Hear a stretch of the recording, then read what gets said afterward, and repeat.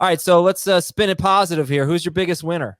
Well, I think we have to say, even though he lost the game, Gardner Minshew, showing that once again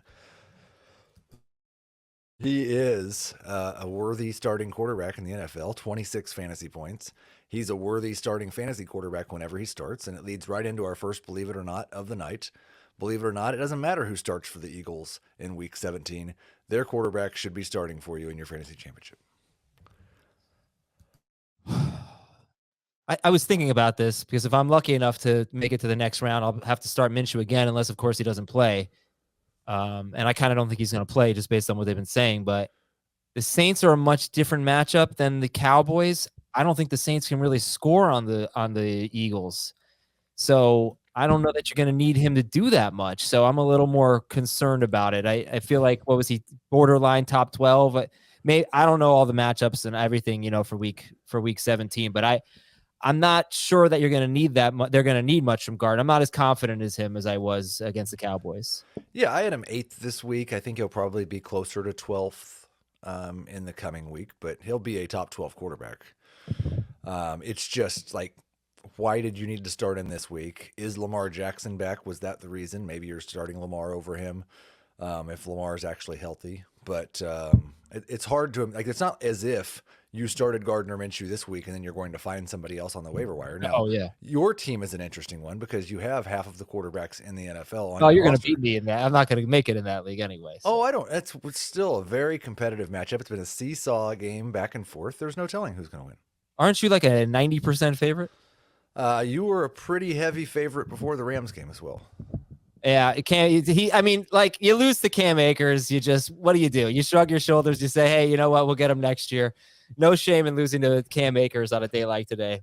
Yeah, no. So right. I wouldn't have to start him in that league. My other league, he was a Kyler replacement. In my other league, it was a Hurts replacement. So I'm not. That's Scott Fishbowl. I'm not making it there. All right, Gardner Minshew's a winner. I think. Let me give a winner since Dave's not here. Let's talk about Cam Akers, who obviously had a terrific game, and that was. I mean, I thought the Rams might win, but 51-14 and just a pathetic game by the Broncos. And Akers, 23 carries, 118 yards, and 3 touchdowns.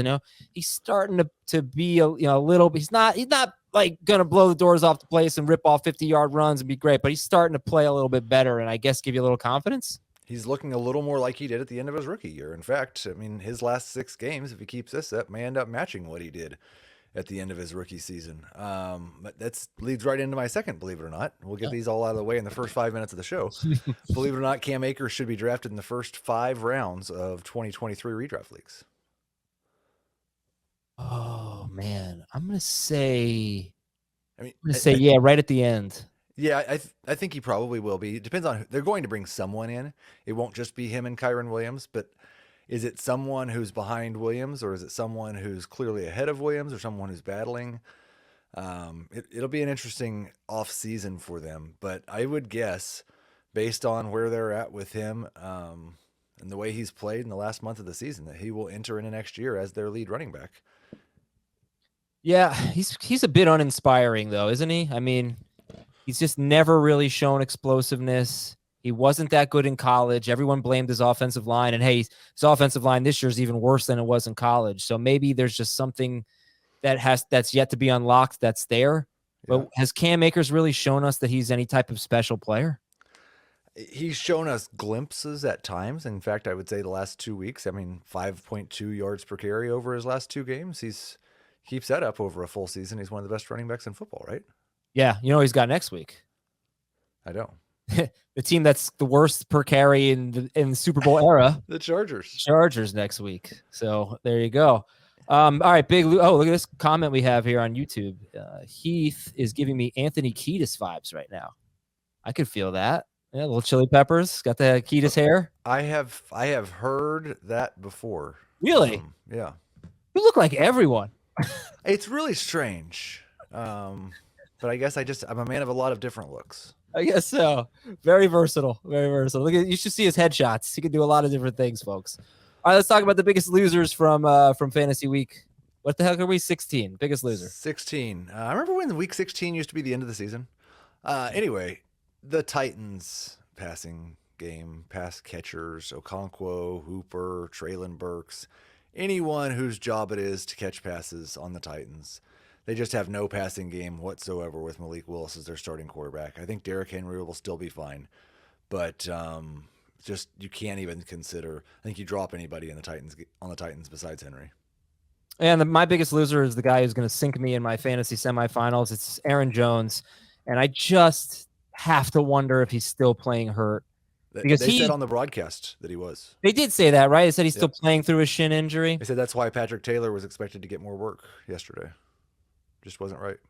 I didn't hear that about Patrick Taylor. But, I mean, you're seeing these obvious Aaron Jones situations and A.J. Dillon's in, so it's just a shame, you know. I mean, did you know that he was hurt? Because, I mean, I thought he was a must-start guy.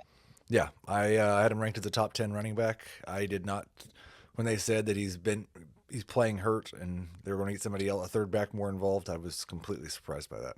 And started him in, I think, 2 of my 4 or 3 of 5 this week. So. Oh, wow.